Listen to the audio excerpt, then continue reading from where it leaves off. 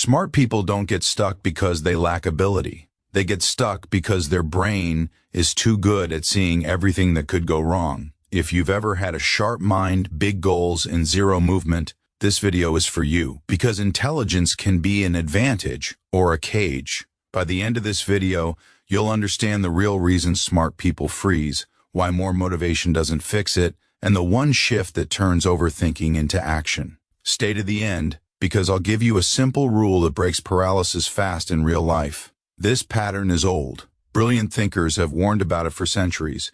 When your mind never stops questioning, action starts to feel dangerous. Modern psychology calls it overanalysis, perfectionism, and anxiety. But you don't need labels. You need a way out.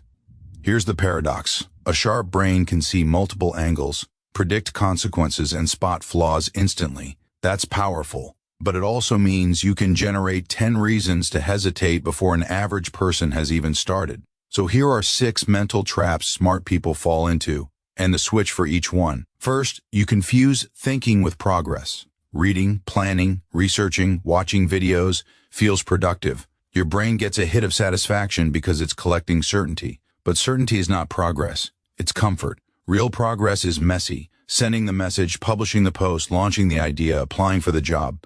Those actions risk rejection, and your mind would rather stay safe in theory. Switch. Every time you learn something, ask one question. What is the smallest action I can take in 10 minutes? Not the perfect action, the smallest one. A draft, a test, a single outreach, a rough first rep. Second, your standards are so high they become a delay tactic. Smart people often don't fear failure. They fear not meeting their own expectations. So they wait until they feel ready, which usually means until it can't hurt my identity. But perfection is not a goal. It's avoidance dressed up as quality. Switch. Change your standard from perfect to submitted. Your new rule is make it real, then make it better. Version 1 is allowed to be embarrassing. That's how you earn version 10. Third, you overestimate the cost of a wrong decision. Because you can see deep consequences, every choice feels permanent. What if I choose the wrong career, the wrong niche, the wrong partner, the wrong city? So you keep options open, and you never actually live any of them. Switch. Treat decisions like experiments, not marriages. Most choices are reversible or adjustable. Instead of, is this the perfect path? Ask, is this the next best step for the next 30 days? Commit short, learn fast, adjust. Subscribe to Quiz Catalyst for psychology that helps you decode people and decode your own mind. Because the next 3 traps are the ones that quietly destroy potential even in very smart people. Fourth, you fear being seen as average. When you've been labeled smart, you can start protecting that label. You avoid situations where you might look like a beginner. So you don't post the idea, you don't try the skill, you don't start the business, because beginners look messy. But mastery requires looking messy first. Switch.